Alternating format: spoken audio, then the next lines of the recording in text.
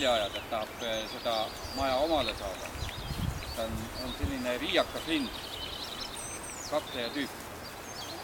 Ja no siis selgub, kumb tugevam on, see kas siis saab tihane edasi jääda või võtab must kärbs need tihased pesa ära ja teeb oma pesa ehitat tihase pesa peale. Et meil ei ole sinna midagi teha. Lihtsalt loodus on niimoodi sealt. Kuidas?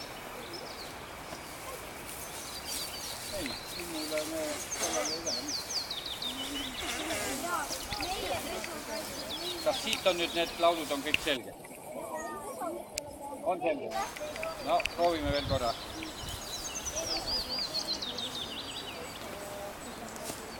Kuulame need üle. Silt-salt laulis meile kes? Ei olnud. Väike lehelind oli. Silt-salt oli väike lehelind ja lugistab. Väike põõsalind ja tsi-tsi-tidi-tidi õrnalt häälega laulab. Nii vihane ja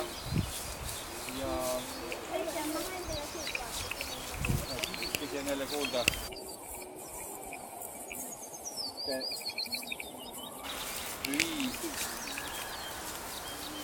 Ja tsikru laulab.